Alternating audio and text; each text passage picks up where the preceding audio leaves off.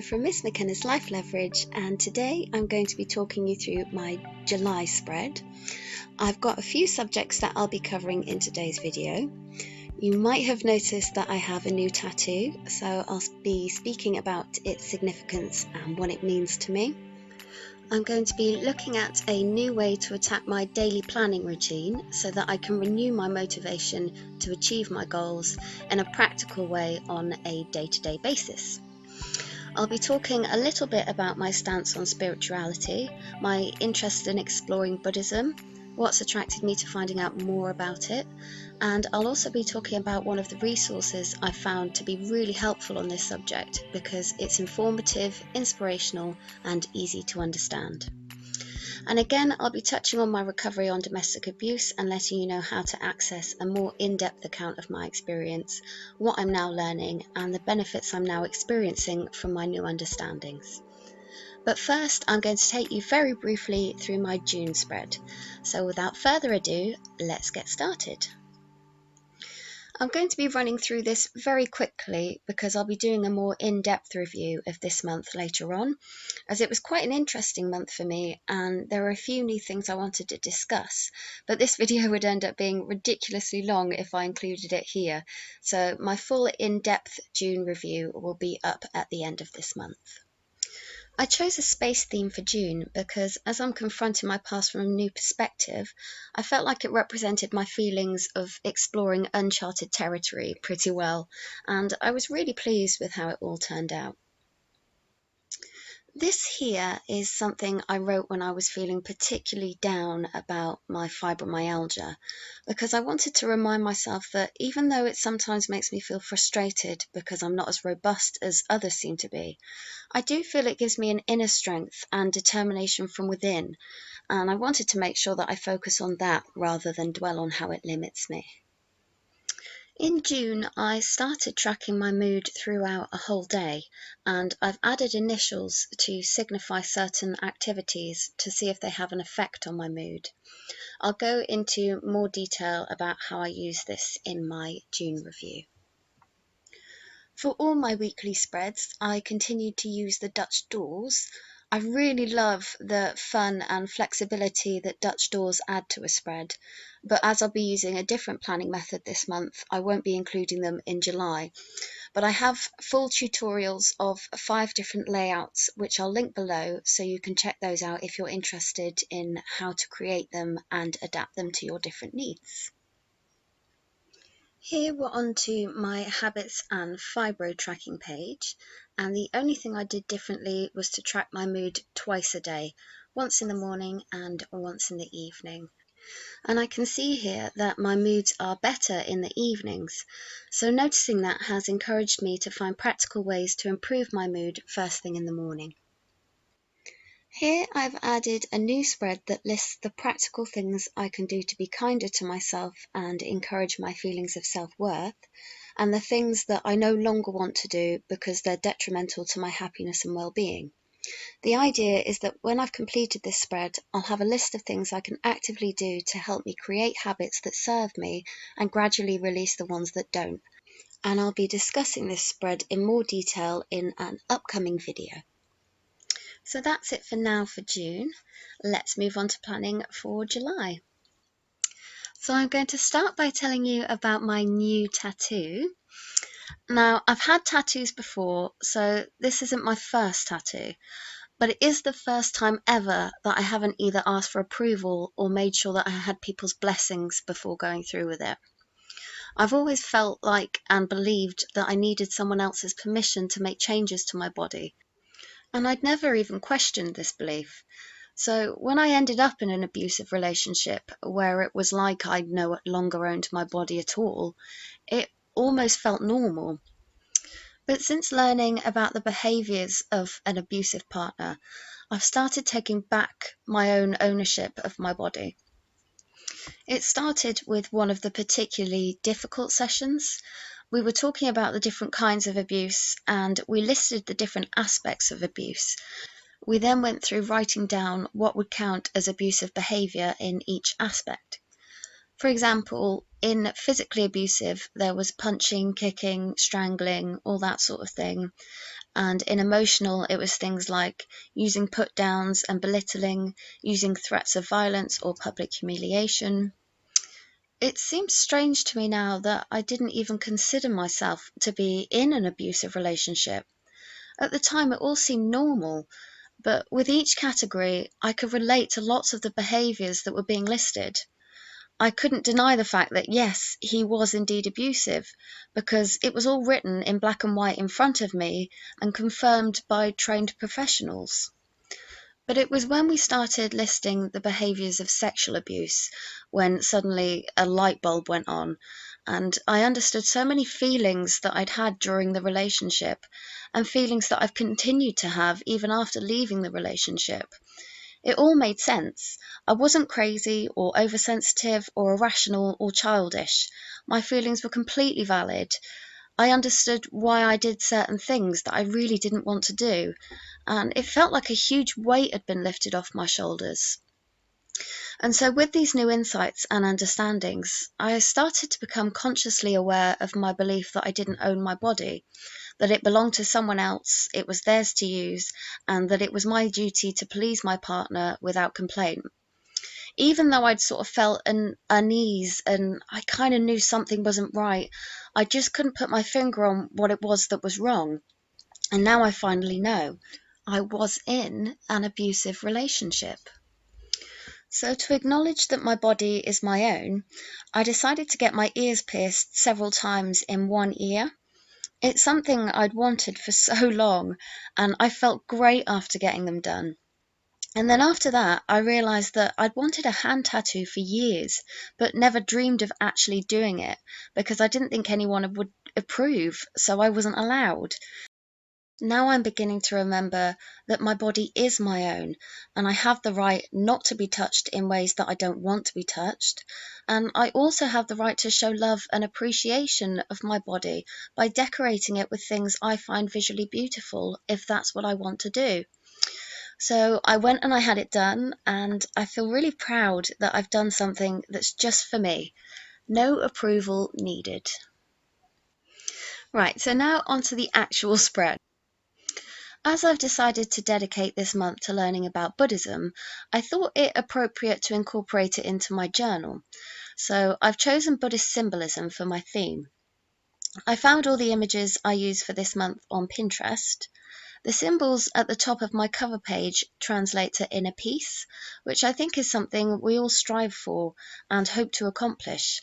And I'm very much enjoying learning about different ways to achieve the sense of safety, security, confidence, love, and compassion that go hand in hand with inner peace.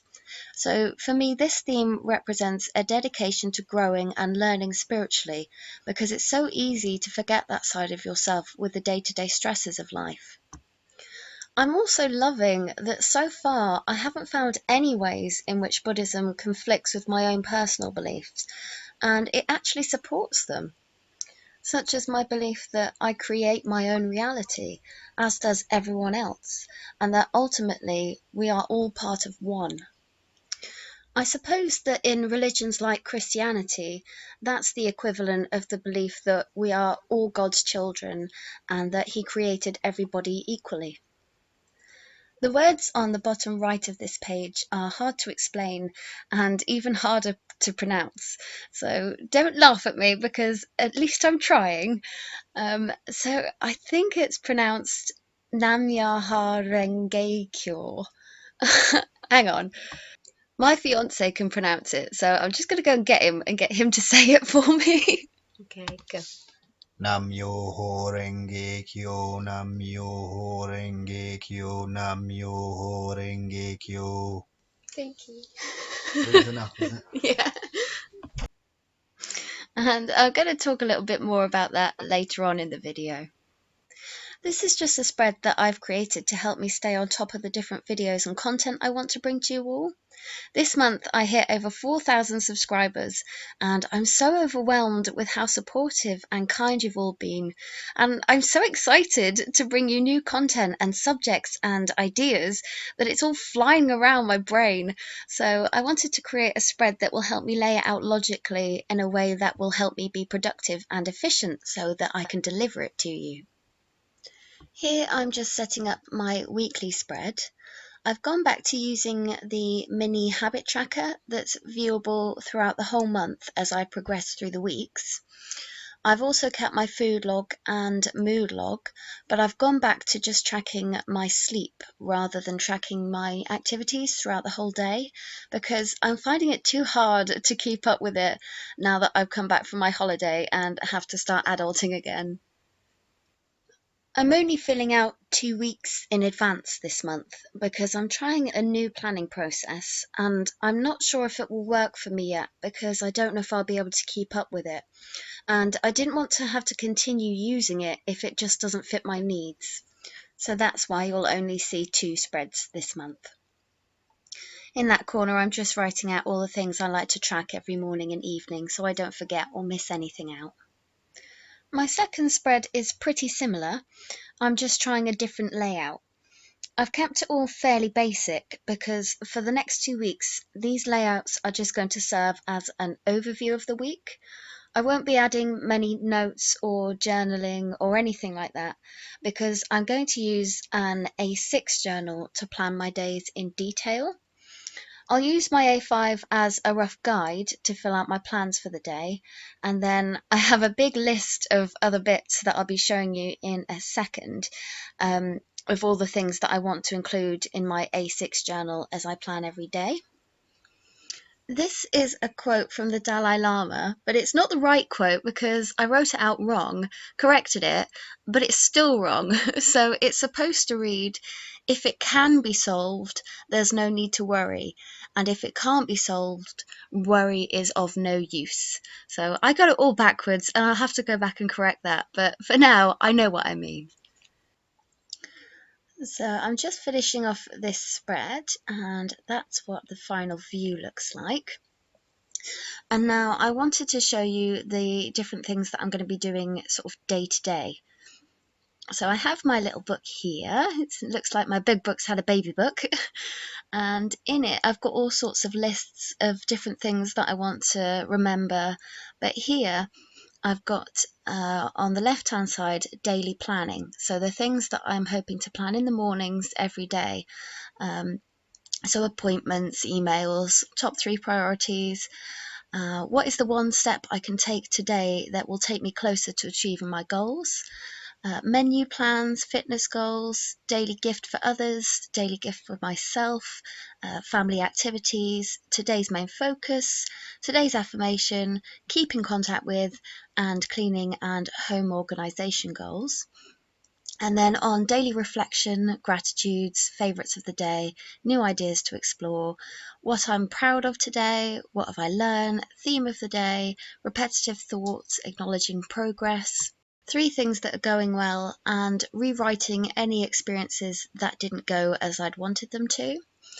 Now, I'm not saying that I would do all of these every single day, but I'm hoping that having it all here, when I'm at a loss, I'll be able to sort of look back and go, yeah, that's what I'm working towards today, or that's what I want to do. It'll just keep it fresh in my mind and help me plan my days more effectively and efficiently. So wish me luck because I've never planned with my A6 before. So next we are onto my habit and fibro tracking. It's exactly the same as last month's, so there's nothing new to show you, so we'll skip straight to the next spread. This spread is an adaptation of something we covered in our last domestic abuse session. I'm hoping to get a separate video out to you explaining this in much more detail because the idea behind it and the whole concept and way of thinking is not only insightful, it's really key to keeping your life in balance. And this doesn't just apply to people in an abusive relationship. It's also really sound advice and sensible thinking for any and every relationship. During this next month, I'm going to be working on creating a video series around the course that I'm currently doing. It will be at least 12 videos because I'll do a separate one for the topics that we covered and what we learnt in each session. But I'll also be doing content about my own experience and how the course has been affecting me. I've decided to put this content on a Patreon page that I'm setting up at the moment, and there are a few reasons I'm doing this. Firstly, and most importantly, I want to bring this information to as many people that need it as possible, because I found it to be life-changing, and I'm not even finished with the course yet. I've never felt more understood and comforted and supported, and I feel so optimistic about the future. I've had new ideas, revelations, confirmation of gut feelings, and I'm learning so much that I now see that I can live my life in a way that I didn't even know was possible. This information is like having healing for the soul, so I want it to be available for those who need it. The second reason is that this information isn't for everyone. It won't apply to a lot of you, so I don't want to clog this planning page with too much of that kind of content. But I will create more videos about what I'm learning for this channel if I think it's good advice or can be helpful in day-to-day life. For those of you that want to learn about changing patterns of abuse, make sure you subscribe and hit the bell so that you receive notifications about my new uploads, because I'll be using this channel to let you know when I've got my Patreon page set up and when the videos are up and running. And my final page for the month is a place to note down any new insights I gain from the book I'm reading on Buddhism at the minute. It's titled The Buddha in Your Mirror, Practical Buddhism and the Search for Self. I've only recently started it, but I'm really enjoying it. I'll leave a link for it in the description for those of you that would like to read it yourself. It's where I first learned about the Nam Yaho mantra thingy that my lovely man chanted for you earlier. Thanks for that, babe. And I don't know if it's a coincidence, but since using it, I've noticed lots of little achievements and pieces of an overall goal start falling into place. It's also the first time I've successfully managed to drastically cut down on my sugar intake. So I just wanted to read an excerpt from the book that explains it much better than I can. So it says, how can chanting a phrase that you understand barely, if at all, have any effect, positive or negative, on your life? The analogy Buddhists often use is to compare Nam Myoho Renge Kyo to milk. A baby is nourished by mother's milk and later by cow's milk long before the baby understands what milk means. The nutritional benefits are intrinsic to milk. To use another example, we do not need to know how an automobile works in order to use it to get somewhere. It makes sense to learn a bit about how a car works, and study is an important part of a well-rounded Buddhist practice, but it is important to realize that the chant works whether you understand it or not, whether you believe it or not. Now, I don't know if this is true for certain, but I do feel like it's made a difference, and if not, it's an incredible coincidence, so I'm going to continue trying to use it and see what happens. So that's what I'm going to leave you with today. I hope you enjoyed this video. Like and subscribe if you did. I'll be leaving links to all the products I'm using in the description, along with the different places you can find me, like Facebook and Instagram. Thanks for watching. Bye!